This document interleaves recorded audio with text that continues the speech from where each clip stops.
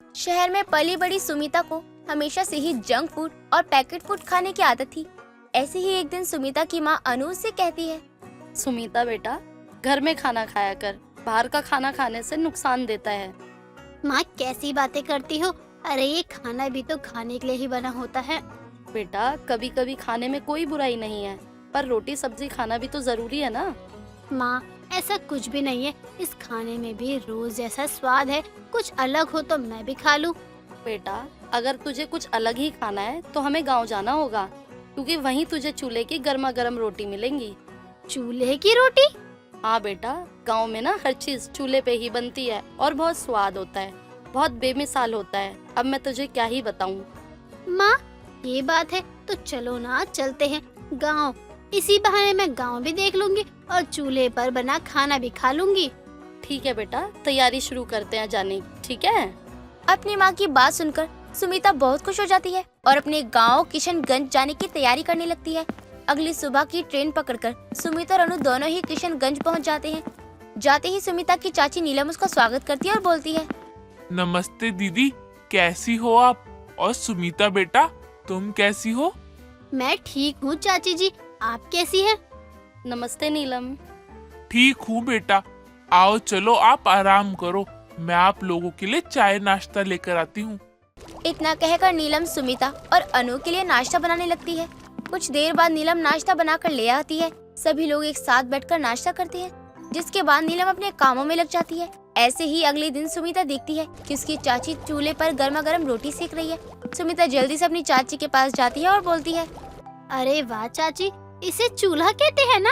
आपको पता है मैं अपनी लाइफ में पहली बार देख रही हूँ चूल्हा। आपने आज खाने में क्या बनाया है? बेटा, आज मैं तुम्हारे पसंद की पनीर की सब्जी, रोटी और चावल बनाए हैं। सब्जी और चावल तो बन गए, बस रोटी ही बना रही हूँ। आज तक तुम गैस का खाना खाती थी, आज चूल्हे का खाना खाकर देखना। अगर स्वाद में ज्यादा ना खा लिया तो फिर कहना। अरे चाची जी, मैं बहुत ज्यादा एक्साइटेड हूँ चूल्हे पर बना हुआ खाना खाने के लिए। आप जल्दी से मुझे खाना परोस दो। और हाँ चाची, आप मुझे चूल्हे पर खाना बनाना भी सिखा देना, फिर मेरी शादी होगी ना, मैं भी चूल्हे पर खाना बनाया करूँगी। हाँ बेटा, जरूर सिखा दूंगी। इतना कहकर नीलम सुमिता और अनु को गर्मा गर्म चूल्हे पर बना हुआ खाना परोसती है, जिसको खाने के बाद ही सुनीता के मुंह से चटकदार आवाज निकलती है और वो अपनी उंगलियों को चाटते हुए बोलती है, अरे वाह, इतना लजीज खाना! सच में मैंने आज तक ऐसा खाना नहीं खाया। मुझे नहीं पता था चूल्हे पर बना हुआ खाना इतना स्वाद होता है। सच में बहुत अच्छा है। बेटा, अब तू जितने दिन यहाँ है ना, मैं तुझे हर दिन चूल्हे पर बना हुआ खाना ही खिलाऊंगी। तुझे पता है चूल्हे पर बने खाना खाने से कितने सारे फायदे होते हैं। इससे हमें पेट में गैस नहीं होती और ये खाना जल्दी पच भी जाता है। ऐसे ही बातें करते करते सभी लोग खाना खा लेते हैं। यूं ही दिन गुजर जाते हैं। सुमिता अपनी चाची से चूल्हा बनाने से लेकर चूल्हे पर खाना बनाने तक की सारी विधि अच्छे से सीख लेती है, जिसके बाद दोनों माँ बेटी वापस से अपने शहर आ जाते हैं। अब अनु सुमिता के लिए लड़का तलाश करने लगती है। काफी जांच पड़ताल के बाद अनु सुमिता के लिए एक वरुण नाम के लड़के को ढूंढ ही लेती है। वरुण की माँ प्रमीला एक बहुत ही स्टैंडर्ड वाली महिला थी, जिसे बाहर का खाना खाने का बहुत शौक था। एक अच्छा मुहूर्त देखकर सुमिता और वरुण की शादी करवा दी जाती है। सुमिता एक अच्छी बहू की तरह अपनी सारी जिम्मेदारियों को बखूबी संभाल रही थी। ऐसे ही एक सुबह नाश्ते की टेबल पर, अरे माँ जी, आप कुछ खा क्यों नहीं रही है? क्या हुआ, आपको नाश्ता अच्छा नहीं लगा? अरे इसमें अच्छा है ही क्या? अरे तुम्हें पता है ना कि मुझे ये सब पसंद नहीं है। क्या है ये सब? पराठे, आलू की भुजिया। अरे नाश्ते में तो सैंडविच, सलाद, टोस्ट, जूस, फ्रूट्स ये सब होता है। पता नहीं तुम क्या बना देती हो। इन सब में कुछ नहीं रखा है माँ जी। वैसे मुझे आपसे एक जरूरी बात करनी है। हाँ बोलो, क्या बात है? माँ जी, मुझे ना गैस पर बनी रोटी खाना बिल्कुल भी पसंद नहीं है। अगर आपकी इजाजत हो तो क्या मैं चूल्हे बना दूं? आप मेरी बात मानो, अगर आपने एक बार चूल्हे पर बना हुआ खाना खा लिया ना, तो सच में आप उंगलियां चाटती रह जाओगी। तुम पागल हो गई हो क्या? आज के जमाने में कौन चूल्हा जलाता है? तुम पढ़ी लिखी लड़की होकर कैसी गवारों वाली बातें कर रही हो? मेरे घर में चूल्हा नहीं बनेगा, समझी? सुमिता अपनी सास को काफी समझाने की कोशिश करती है, लेकिन प्रमीला उसकी कोई बात नहीं मानती, जिसके चलते कई दिनों तक सुमिता खाना ही नहीं खाती। और आखिरकार लड़ झगड़ कर सुमिता घर के आंगन के बाहर एक चूल्हा बना देती है, जहाँ पर वो अपने लिए खाना पकाना शुरू करती है। ऐसी ही एक रात जब सभी लोग डिनर कर रहे होते हैं कि तभी वरुण बोलता है, अरे वाह सुमिता, खाने में क्या मसाला डाला है तुमने? अरे खाने का स्वाद तो सच में बहुत अच्छा आ रहा है, क्या ही बताऊं मैं तुम्हें। चूल्हे की मिट्टी डाली है इस खाने में। अरे माँ जी, गुस्सा क्यों करती हो? वरुण, आज मैंने खाना चूल्हे पर बनाया है।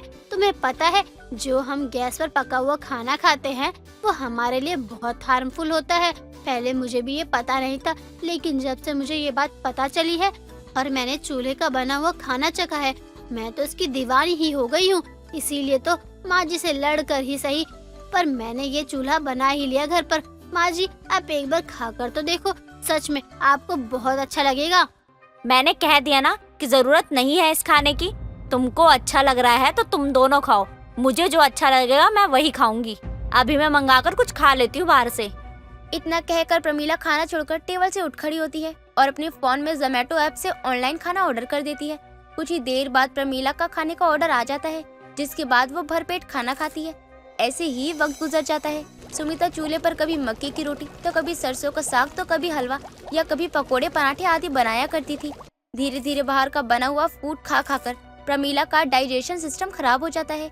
ऐसे ही एक दिन प्रमीला अपना पेट पकड़े इधर उधर घूम रही होती है कि तभी सुमिता उससे बोलती है, माँ जी, क्या हो गया? आपकी तबीयत तो ठीक है ना? तुझे क्या लेना देना है मेरी तबीयत से? मैं बिल्कुल ठीक हूँ। माँ जी, गुस्से को एक तरफ रखो और मुझे बताइए तो सही कि आखिर हुआ क्या है।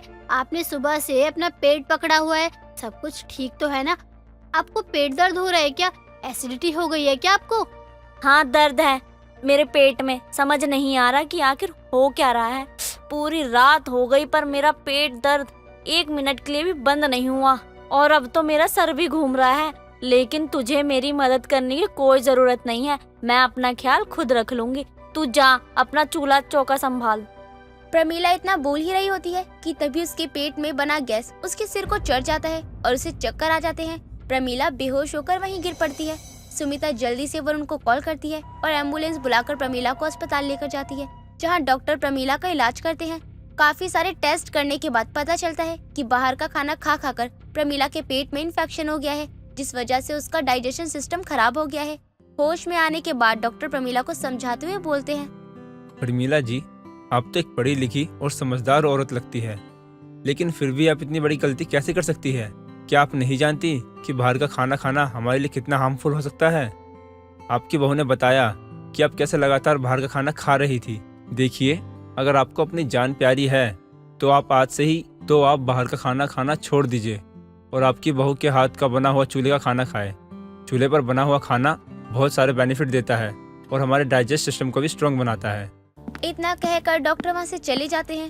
डॉक्टर की बात सुनकर प्रमीला को अपनी गलती का एहसास होता है, जिसके बाद सुमिता और वरुण प्रमीला से मिलने के लिए आते हैं। तभी प्रमीला अपनी बहू से कहती है, बहू मुझे माफ कर दे, मैंने तेरी बात नहीं मानी और खुद की जान को ऐसे खतरे में डाल लिया। तू हमेशा से ही मेरे लिए इतना अच्छा सोचती थी।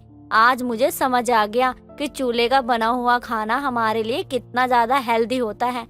अब से मैं तुम लोगों के साथ घर में चूल्हे पर बना हुआ खाना ही खाऊंगी और खूब एंजॉय करूंगी।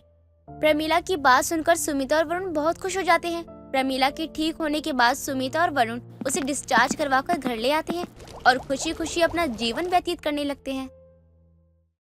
रीतू को शुरू से ही तीखा खाने का बहुत ज्यादा शौक था और वो बहुत ज्यादा तीखा खाया करती थी। शादी के बाद भी वो खाना बहुत ही ज्यादा तीखा बनाया करती थी। एक दिन जब रीतू ने बहुत ही तीखा खाना बनाया होता है, जिसे खाने के बाद तो रीतू की सास तुलसी के कान से धुआं निकल जाता है। बहू, तूने खाने में मिर्ची डाली है या मिर्च में खाना बनाया है? अरे इतना तीखा कौन खाता है? तुझे क्या अपने सास ससुर से प्यार नहीं है जो तू इतनी मिर्च वाला खाना बना रही है घर में? माँ जी, मैं जब से शादी करके यहाँ आई हूँ तब से तो मैं मिर्च वाला खाना बनाती ही आ रही हूँ। बहू, हमें तो लगा तू धीरे धीरे सादा खाना भी बनाने लग जाएगी, लेकिन तूने तो सचमुच हद ही कर दी। माँ जी, क्या हद कर दी मैंने? आपको तीखा खाना पसंद नहीं आया तो मैंने हद कर दी है। बहू, मिर्च मसाला चल जाता है, लेकिन सच में बहुत ज्यादा ही तीखा बनाया है तूने खाना। हम लोग तो जरा सा भी तीखा खाना नहीं खाते, बस तेरी वजह से अब तक खा रहे हैं, लेकिन बस अब और नहीं। माँ जी लेकिन मुझे तो तीखा ही पसंद है ना। बहू, मैं तुझे तीखा खाने से मना नहीं कर रही हूँ, लेकिन बस अब हमें माफ कर दे। तुझे नहीं पता, लेकिन अब तक हम लोग कैसे तेरा बनाया हुआ तीखा खाना खा रहे थे। माँ जी आप कहना क्या चाहती हो कि मैं अब से कुछ तीखा नहीं बनाऊंगी? हाँ बहू, मैं यही कहना चाहती हूँ कि तुझे खाना है तो तू खा, लेकिन हमारे लिए मिर्चियों वाला तीखा खाना मत बना, वरना मेरे बचे कुछ जो दिन बचे हैं ना, वो भी नहीं रहेंगे और मैं चल बसूंगी। ठीक है माँ जी, जैसा आप कहो।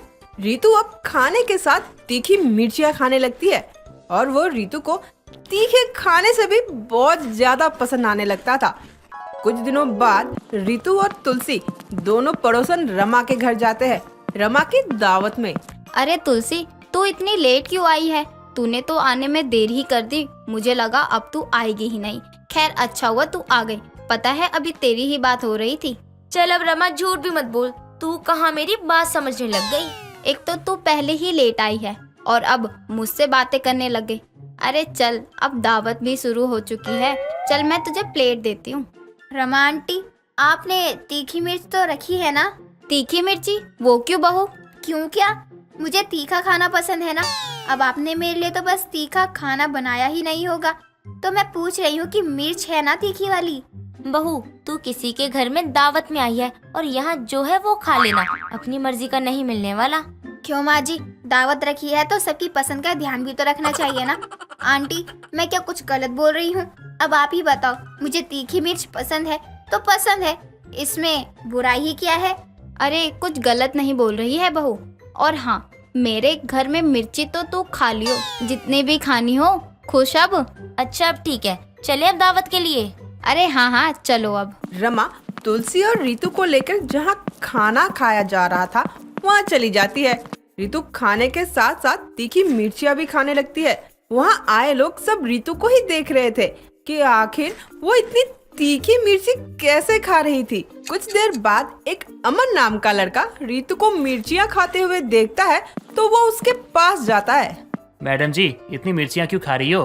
रोना चाहते हो या आंसू छुपाना चाहते हो? अरे ओ, इंसान क्या अपनी मर्जी से कुछ खा नहीं सकता? मुझे मिर्च पसंद है तो खा ही रही हूँ मैं। लेकिन आपको क्या तीखा खाने की जरूरत है? आप तो वैसे ही बवाल मचा रही हो।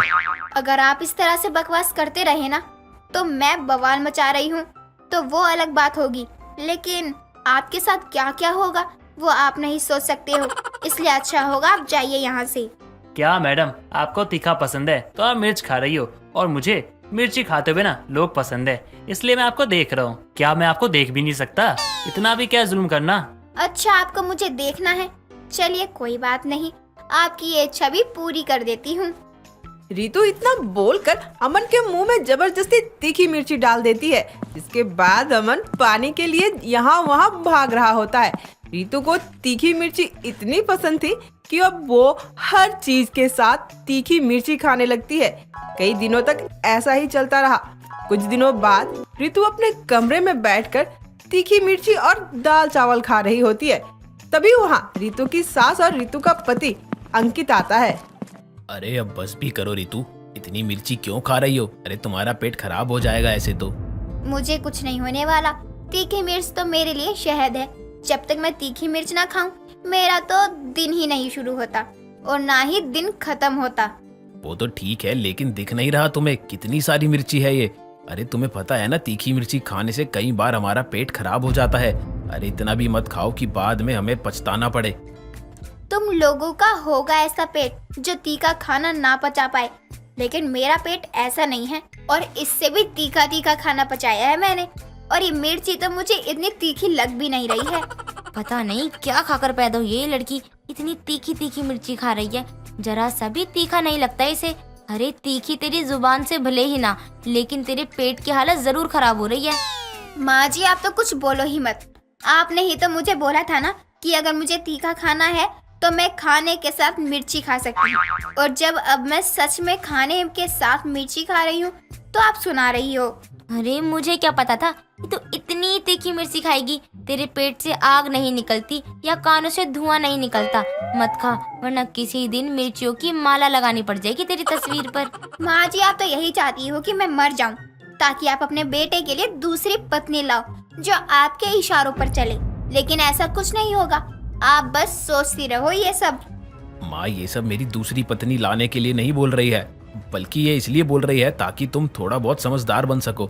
लेकिन नहीं, तुम्हें दूसरों की बात समझ में कहाँ आती है।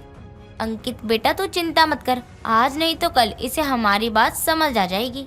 माँ समझ तो आ जाएगा, लेकिन मैं बस इतना ही चाहता हूँ कि रितु की तबीयत ना खराब हो जाए इन तीखी मिर्ची के चक्कर में, क्योंकि तीखा खाना हमारी सेहत के लिए बिल्कुल ठीक नहीं होता। मैं भी तो यही चाहती हूँ कि बहू बिल्कुल ठीक रहे, लेकिन बहू को तू देख रहा है ना कैसे बस अपनी मनमानी करे जा रही है, किसी की सुनने तक को राजी नहीं है, तो हम कर भी कह सकते हैं। अब माँ जी अगर आप सही बोल रही होती ना तो मैं आपकी बात मान भी लेती, लेकिन आपकी बात तो बिल्कुल गलत है।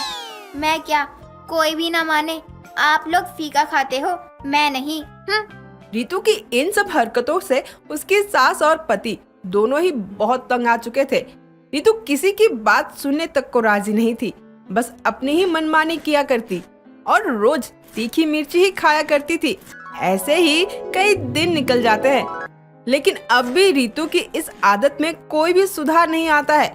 कुछ दिनों बाद रितु के पेट में अचानक से बहुत ज्यादा दर्द होने लगता है, जो कि रितु से बिल्कुल भी बर्दाश्त नहीं होता। ये देखकर तुलसी और अंकित दोनों रितु को जल्दी से हॉस्पिटल लेकर जाते हैं और डॉक्टर रितु का इलाज करता है और रितु का चेकअप करने के बाद डॉक्टर सबको बताते हैं। माता जी, आपकी बहू को बवासीर हो गया है। आपकी बहू तीखा खाने की बहुत ज्यादा शौकीन है क्या? डॉक्टर साहब आप गलत बोल रहे हो, तीखा नहीं बल्कि तीखी मिर्ची खाने की बहुत शौकीन है मेरी बहू। तो बस फिर इसमें हैरानी की क्या बात है? अब खाने पर काबू नहीं करोगे तो कोई दिक्कत तो होगी ही ना। डॉक्टर साहब अब मैं तीखी मिर्ची तो खा सकती हूँ ना? आप अब तीखा और ये मसाला वाला खाना भूल जाओ, बस खुशबू से ही मन भरना होगा। अब सादा खाना ही आपके जीवन को बचा सकता है। डॉक्टर की बात सुनने के बाद रितु को मजबूरन मिर्ची खाने पर काबू करना पड़ता है।